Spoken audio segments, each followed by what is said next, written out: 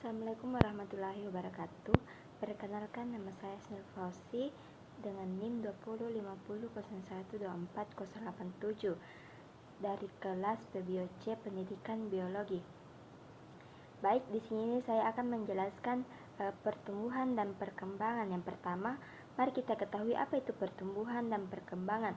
Pertumbuhan adalah proses perubahan ukuran, massa atau volume yang tidak dapat kembali ke semula, seperti pertumbuhan tinggi akar dan lebar daun. Yang kedua itu apa sih itu perkembangan? Perkembangan adalah proses yang tidak dapat perkembangan yang tidak dapat kembali seperti semula, seperti daun, akar, pohon, dan batang. Nah, yang kedua itu ada jenis-jenis pertumbuhan. Pertumbuhan itu terdapat dua jenis.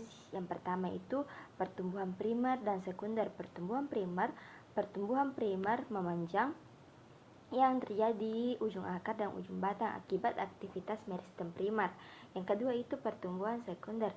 Pertumbuhan sekunder membesar yang terjadi pada tumbuhan dikotil dan gimnospermi akibat aktivitas kambium menghasilkan pertambahan diameter batang dan akar.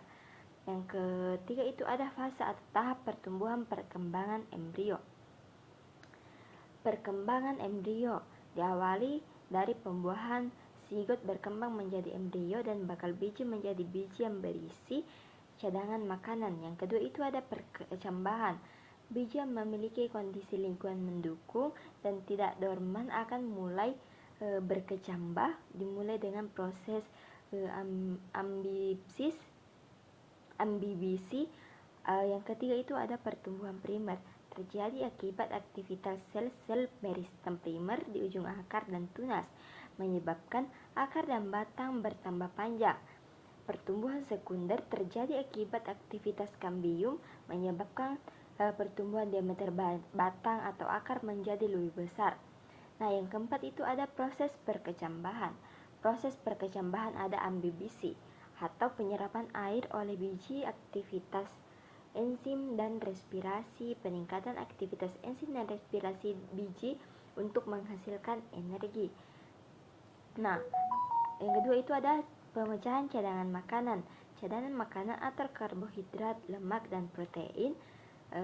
Yang ketiga itu ada asimilasi. Bahan-bahan terurai digunakan untuk sintesis sel baru di daerah meristematik. Kemudian pertumbuhan kecambah. Pertumbuhan akar dan tunas tumbuh memanjang. Nah, yang terakhir itu ada faktor-faktor yang mempengaruhi. Ada faktor internal. Faktor internal itu terbagi menjadi beberapa. Yang pertama hormon pertumbuhan seperti giberelin, auksin, dan sitokinin berperan dalam berbagai proses seperti perkecambahan dan pemanjangan sel. Yang kedua itu ada gen. Faktor genetik menentukan potensi pertumbuhan dan perkembangan suatu pertumbuhan. Nah, kemudian ada faktor internal. Faktor internal juga terbagi menjadi beberapa. Yang pertama itu ada faktor internal oleh air, penting untuk ambivisi, transportasi, dan nutrisi fotosintesis.